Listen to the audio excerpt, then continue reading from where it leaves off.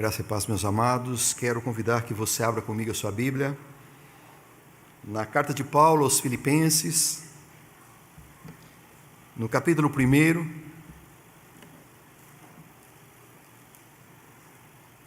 a partir do verso 27. E assim nos diz a palavra do Senhor: Vivei acima de tudo por modo digno do Evangelho de Cristo, para que, ou indo ver-vos ou estando ausente, ouça no tocante a vós outros, que estáis firmes em um só espírito, como uma só alma, lutando juntos pela fé evangélica, e que em nada estáis intimidados pelos adversários, pois o que é para eles prova de evidente perdição, é para vós outros de salvação, e isso da parte de Deus, porque vos foi concedida a graça de padecerdes por Cristo, e não somente de crerdes nele, pois tendes o mesmo combate que vistes em mim, e ainda agora ouvis que é o meu. Vamos orar.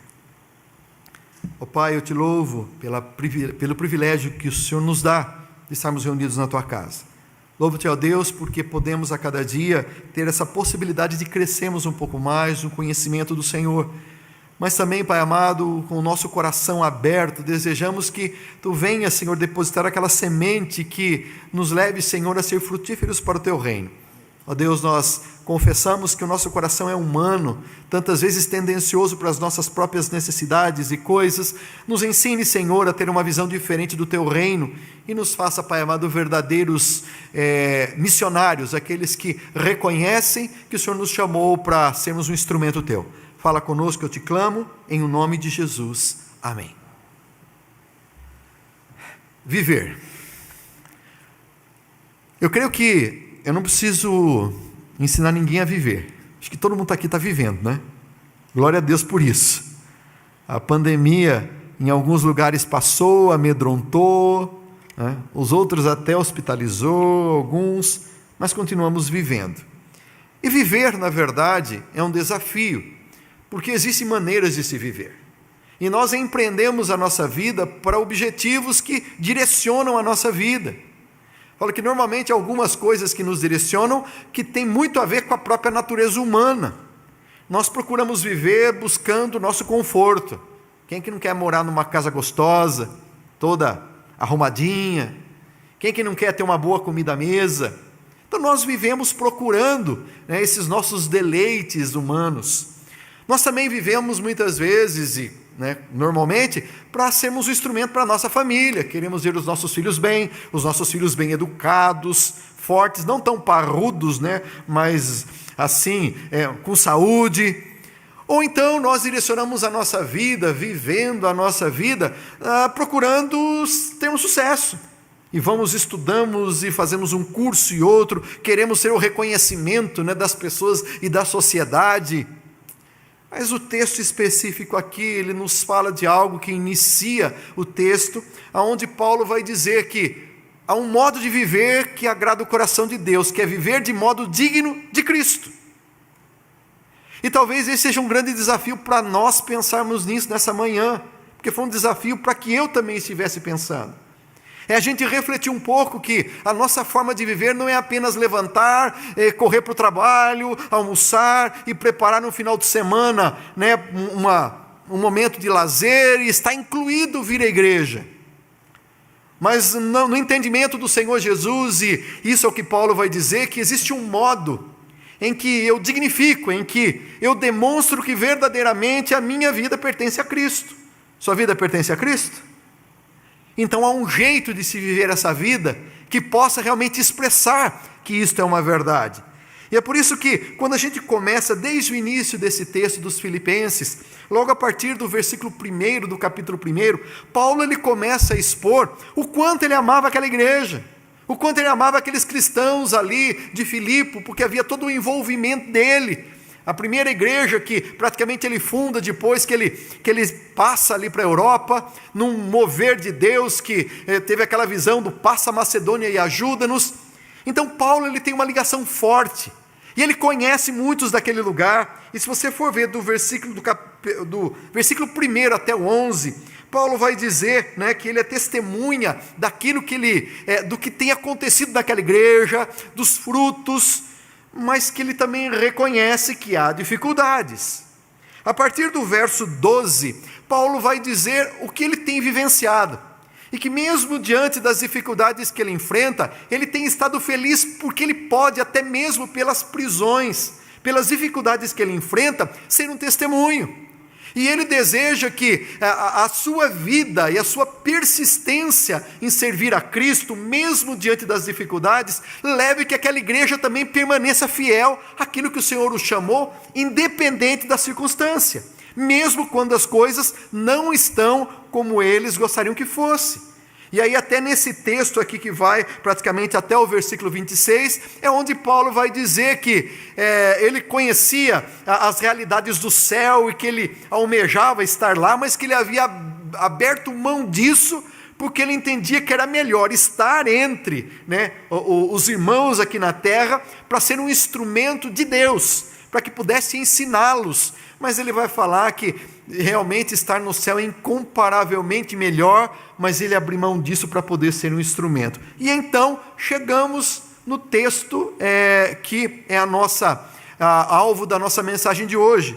E então Paulo vai dizer: vivei acima de tudo de modo digno do Evangelho, para que indo ver-vos ou estando ausente, ouça no tocante a vós outros. E aí ele começa a discorrer.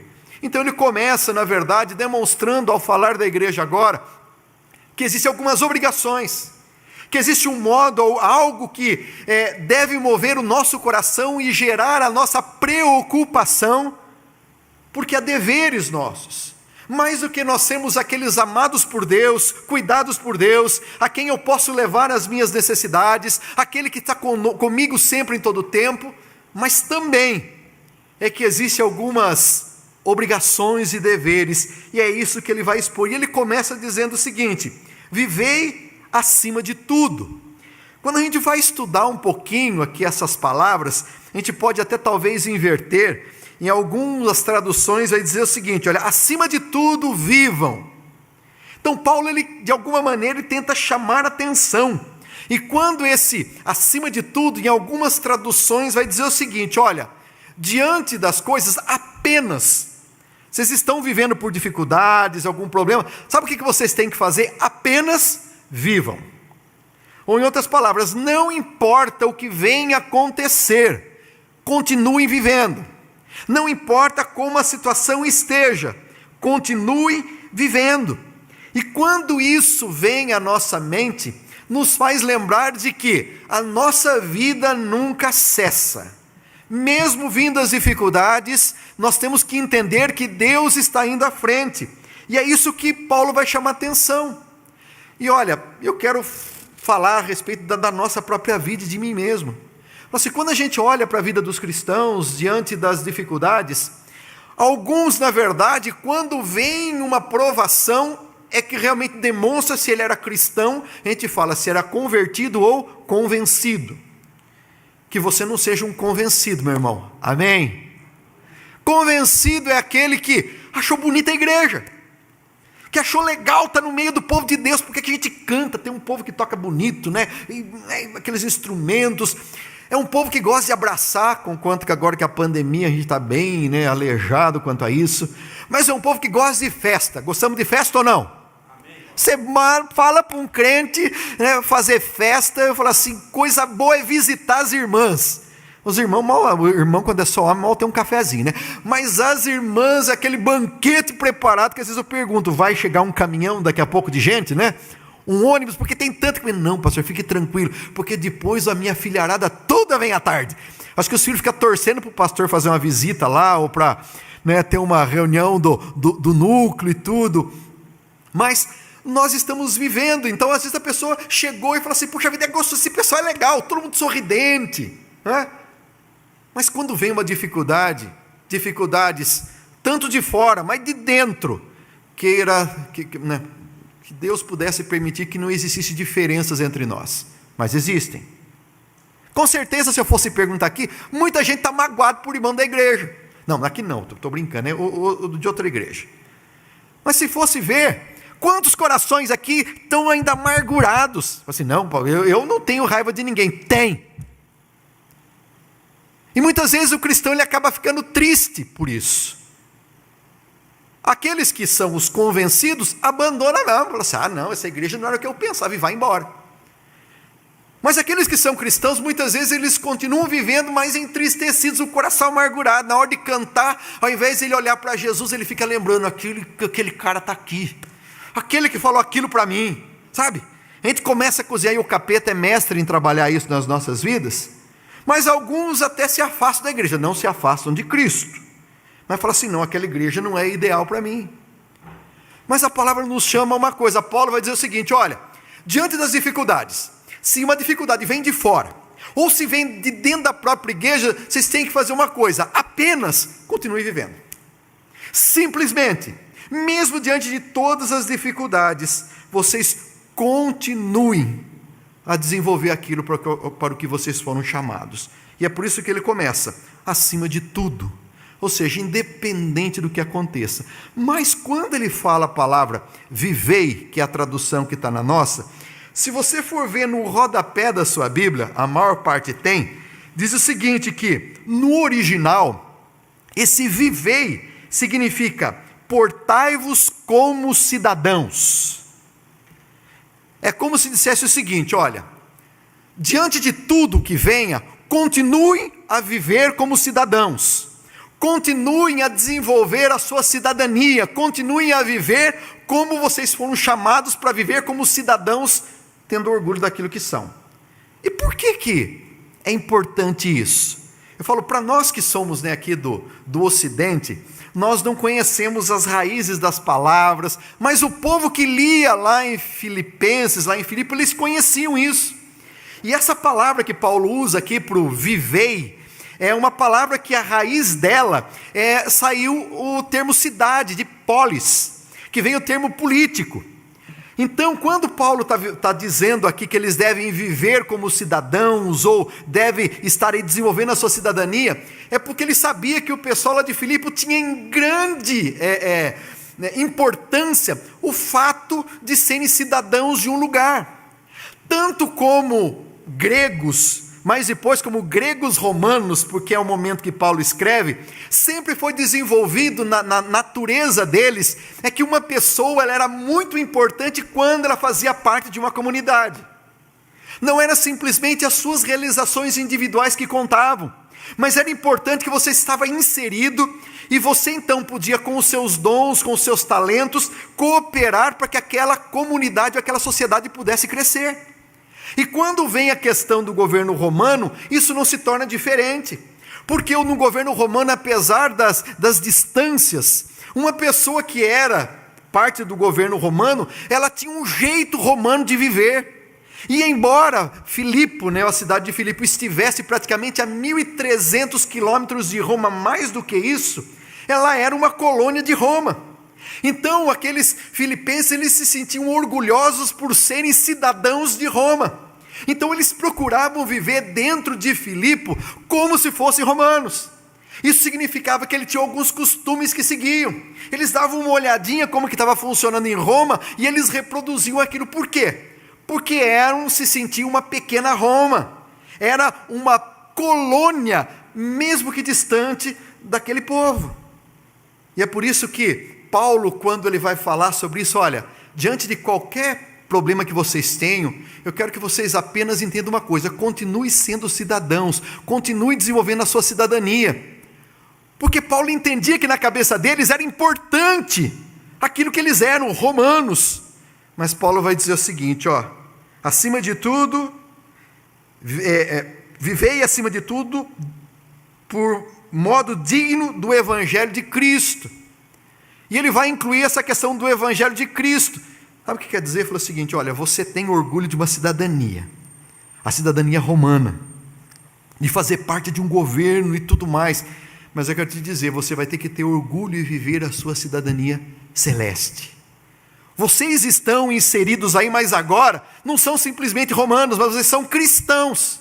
Por isso, Vocês devem viver de forma em que Cristo seja dignificado, não somente pelo fato de vocês serem cidadãos orgulhosos da cidadania que possuem, mas vocês devem olhar para aquilo que vocês se tornaram ou foram chamados a ser através de Jesus Cristo. E o que isso representa? É que na verdade Paulo está querendo dizer, olha, tal como Filipe está distante de Roma, e vocês estão se sentindo aí como se fosse uma colônia, vocês estão distantes do céu. Mas essa igreja onde vocês estão é um pedacinho do céu sobre a terra. Esse daí é uma colônia implantada por Deus, para que vocês possam viver, para que os princípios, como os princípios de Roma, interferem a vida de vocês aí em Filipe, também os princípios do reino de Deus devem intervir e fazer diferença aí na vida de vocês. Eu estou em Curitiba há 4 anos, e quando as pessoas perguntam, onde você mora? Eu falo, Curitiba. A minha esposa é curitibana aí de nascença, né? Mas quantos curitibanos temos aqui? Muitos ou não, a maior parte aqui, né? Faça assim, ó. Você sente orgulho de ser de Curitiba?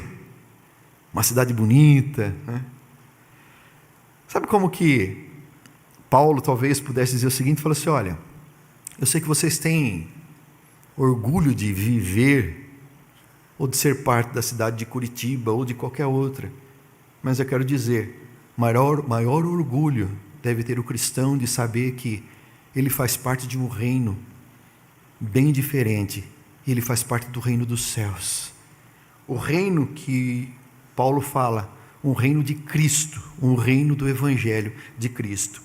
E isso é que à medida em que eu tenho consciência disso, eu vou perceber que a minha vida deve ser influenciada pela forma de viver desse reino. Nós estamos falando sobre viver para Cristo de modo digno. E a pergunta é, será que de alguma maneira me interessa querer saber como que vive ou como que é o reino?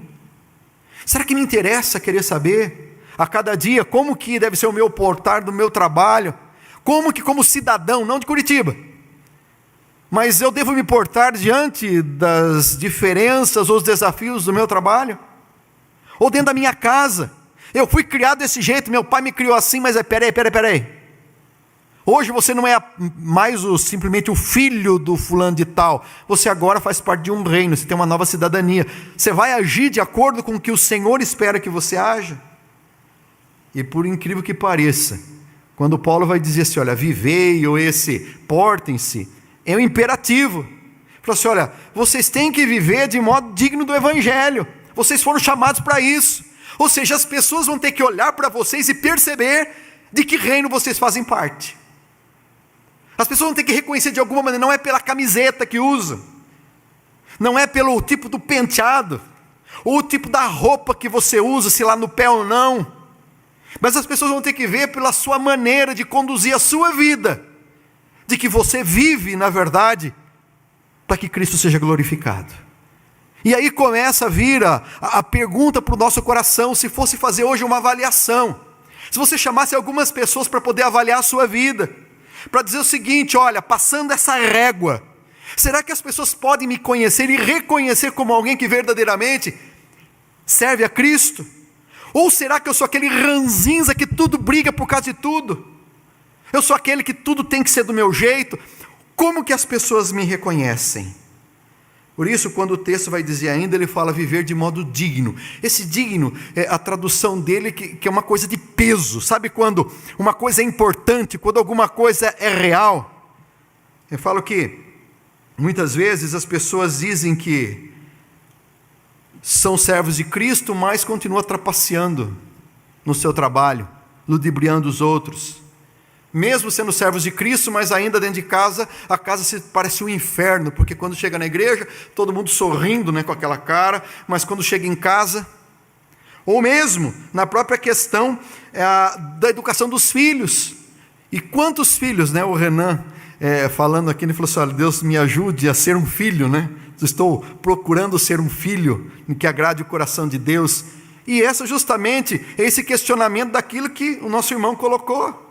Assim, será que eu tenho me perguntado? Assim, olha, não, eu sou uma pessoa de sucesso.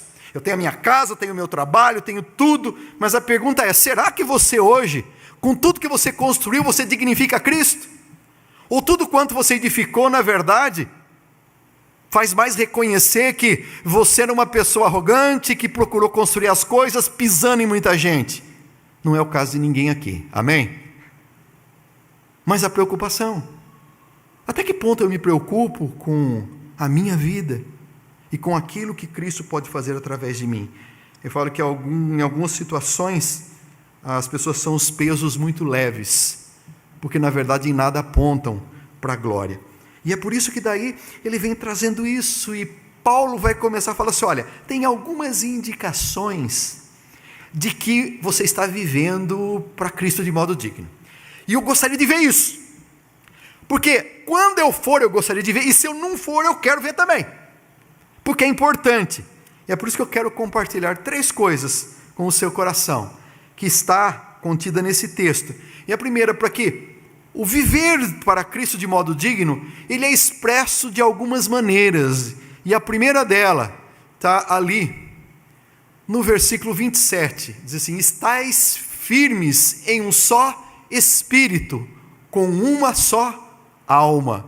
Ou seja, sabe como que demonstra de que nós estamos seguindo a Cristo de modo digno? É que nós conseguimos viver em unidade. Sabe o que significa isso? Que nós, como igreja, nós temos uma cabeça que vai para o mesmo lado.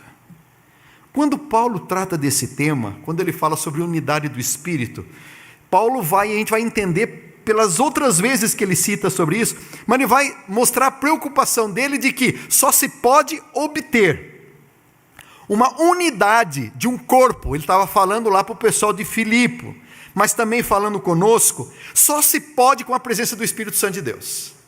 Não se consegue ter unidade, se uma demonstração de que eu estou vivendo de modo digno, é que eu viva em unidade com o meu irmão, conquanto que o meu irmão seja diferente, contanto que o meu irmão pense diferente, mas uma demonstração de que eu estou seguindo para o lado que realmente Deus quer, é que eu vivo do lado de pessoas diferentes, e ainda assim, nós temos um só coração e uma só alma.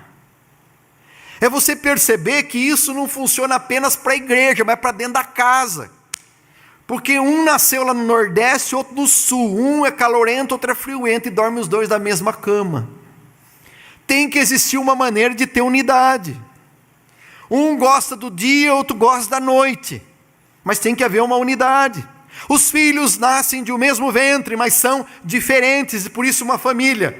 Tem que haver unidade, e essa unidade não se pode conseguir a não ser pela presença do Espírito. E aí uma coisa que é muito interessante, quando Paulo fala sobre essa questão de vivermos, nessa unidade, como sendo uma demonstração de viver de modo digno, ele vai demonstrar que quando nós vivemos juntos em unidade, nós estamos abrindo mão muitas vezes daquilo que nós achamos que é o correto, para que o Senhor possa estabelecer o que Ele entende como correto. Para que a gente possa ter unidade, a primeira coisa passa pelo fato de eu entender que eu não sou dono da verdade. Alguns dizem, brincando, que alguns são professores de Deus, que conhece tudo, sabe de tudo, e para se viver junto, sabe o que eu vou ter que fazer? Eu vou ter que aceitar de que nós, para vivermos e caminharmos juntos, eu tenho que ser humilde, para que o Senhor possa fazer algo através de nós como um corpo. Não existe, nessa questão, a questão de eu simplesmente o que eu quero, o que eu faço, mas o que nós fazemos como corpo. Você está aqui nessa noite, nessa manhã, mania de... A gente ainda não pode estar com a igreja lotada, quando a gente podia falar assim, vira para o seu irmão, aperta a sua mão, dá um abraço, não dá para fazer isso. Mas você sabia que deve existir alguma coisa, mesmo que a gente está distante, uma coisa que se chama unidade no Espírito, que nós temos que caminhar para o mesmo lado? Quantas igrejas as pessoas arrumam discórdias e brigas, porque cada um puxa o que quer do jeito que quer.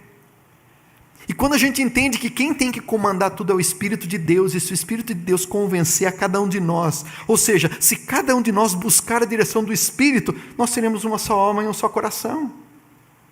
E muitas vezes não é aquilo que eu penso, mas é aquilo que Deus quer. Eu me lembro que numa das igrejas por onde eu passei, e eu posso contar isso porque ele mesmo deu testemunho disso, eu me lembro que sempre nós temos as reuniões do conselho, né, onde nós estabelecemos as direções que a igreja, o que vai ser desenvolvido. Mas uma coisa que se aprende é que quando alguém do grupo não está de acordo com aquilo, nós recuamos. Porque é importante que haja comunhão e que haja um consenso para dirigir. Não significa que você não possa defender as suas ideias, mas quando alguém bate o pé, fala assim, então é melhor puxar o freio de mão. Eu me lembro que numa das igrejas por onde eu passei, era uma igreja muito gostosa, mas ao mesmo tempo muito quente. E não tinha janelas, as janelas eram para a parte interna, então não se tinha forma de ventilação. E eu me lembro que os irmãos reclamavam, especialmente as irmãs de cabelo comprido, que na época de calor, escorria assim, de tanto calor que fazia. E bom, e o pastor de terno na frente, então não preciso nem falar para você como que saiu no final de uma pregação. Então, eu resolvi o seguinte, vamos fazer uma sugestão, vamos comprar ar-condicionado. O que vocês acham? Resolve ou não resolve? Aí levamos isso para o conselho, falei assim, olha meus irmãos, vamos pensar nisso, mas de imediato, um dos irmãos dos líderes, né, se levantou e falou assim, não, eu não aceito isso, porque como que nós vamos gastar com isso? Assim, em primeiro lugar, nós não podemos gastar com isso porque é caro, é um dinheiro que nós vamos tirar para um luxo. Fala assim, e tem uma outra coisa, tem gente que tem problema respiratório, ar-condicionado dá problema, tem que ficar limpando. Bom, ele deu todas as coisas. Bom, simplesmente o que fechamos o assunto, passou, esquecemos. Por 3, 4 meses depois, de repente um outro irmão traz o assunto à tona de novo. E ele traz o assunto já trazendo um orçamento. E de repente, sabe quem que foi a pessoa que deu maior apoio, que falou que devia comprar?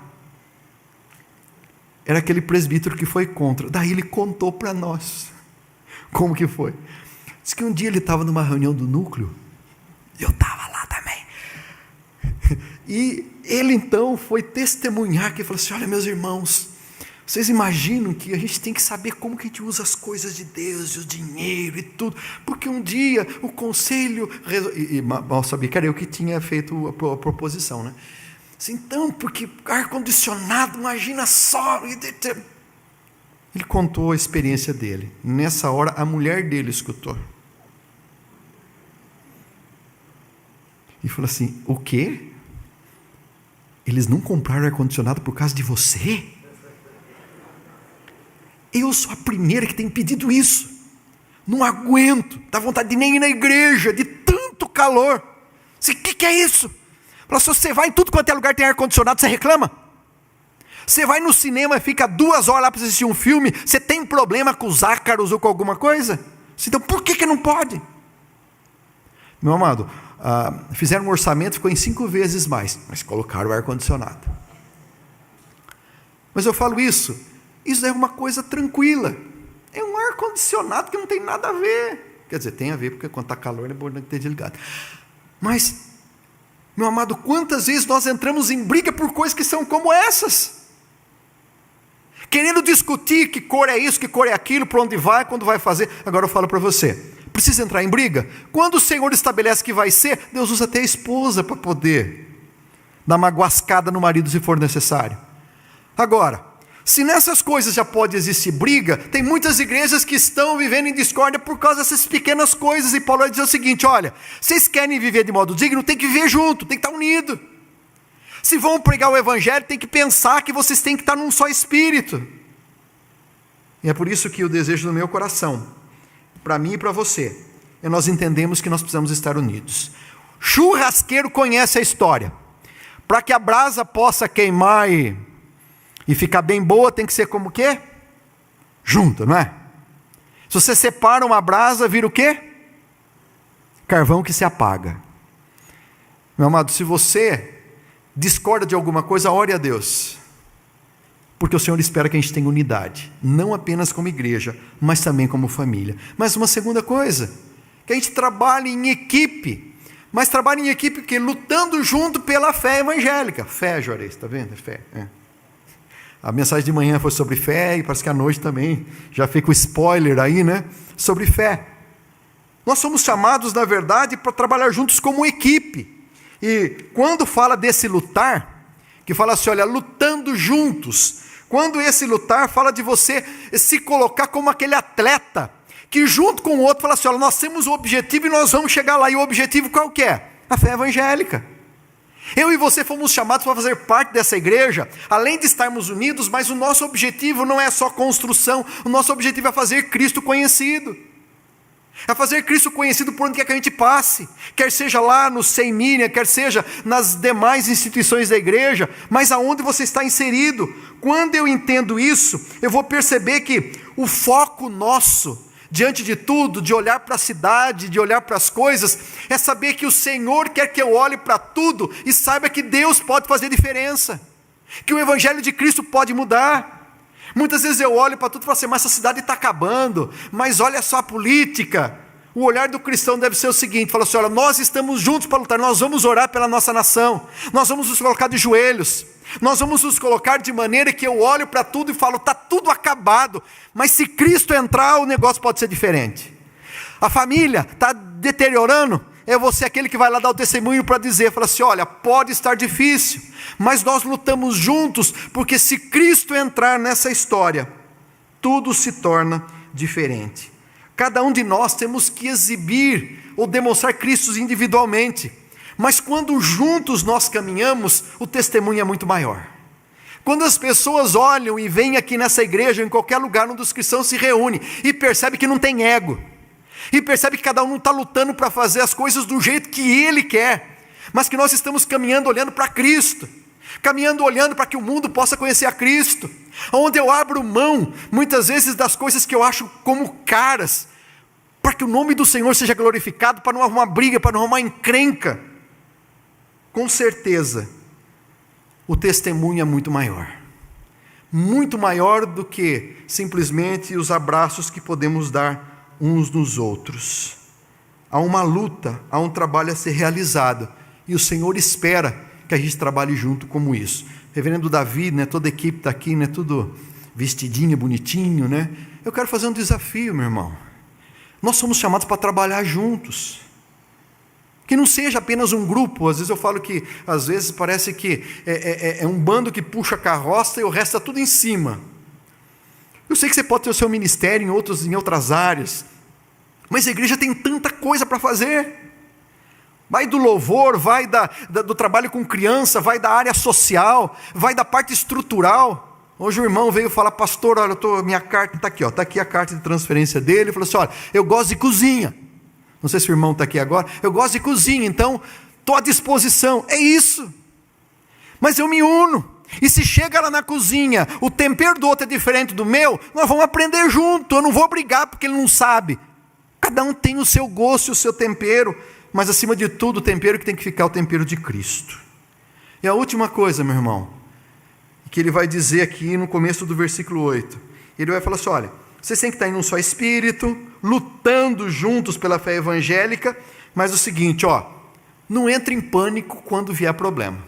E Paulo vai dizer assim, vai ter problema, vai ter adversário, se você for fiel, vai se levantar alguém, porque quando você estabelece os princípios do reino, as pessoas não gostam, as pessoas vão olhar para você como santarrão, como que pode querer ser desse jeito, você acha que você é muito santo? Quando nós procuramos viver naturalmente, então não adianta você achar que o fato de você estar na vontade de Deus, é porque você nunca tem problemas, será mesmo? Se você procurar viver de forma correta, segundo o coração de Deus, não tem outra coisa, vão existir os oponentes, e é por isso que ele fala assim, olha, em nada estáis intimidados. Esses intimidados parece que é um termo usado para cavalo. Sabe quando o cavalo assusta e saem disparados? Falou assim, vocês não podem ser que nem cavalo chucro, que quando dá um problema se amedronta e corre. Mas nós somos chamados o quê? Para conscientes, sabendo que a oposição vai existir. desde a pessoa com quem você convive, desde o seu patrão, desde aquilo que a gente vai tentar entrar como na sociedade, como irmãos e como igreja, porque na verdade o Senhor nos chamou para fazer diferença. E para concluir, meu amado, eu queria deixar alguns toquinhos para o seu coração. Meu amado, você pode dizer o seguinte: a minha vida está tão tranquila, está tão fácil, não tenho batalha nenhuma. Talvez você tenha que prestar um pouquinho de mais atenção, porque o Senhor diz que há uma batalha. Essa batalha tem que ser desenvolvida junto com os irmãos, em unidade. E eu não devo me assustar quando vem inimigo. Então, sempre passaremos por batalhas. Isso é uma realidade. Então, se você está passando por dificuldade, não acho que isso é o último dos crentes. Que Deus não tenha te abençoado. Não, se você está sofrendo por ser fiel à palavra de Deus, faça como Paulo, né? Entenda que Deus pode usar a sua vida, o seu testemunho, para que ele seja engrandecido. Uma segunda coisa, você está cansado. Porque parece que tudo que você tenta fazer, você está na igreja, parece que é só você, e ninguém mais se dispõe.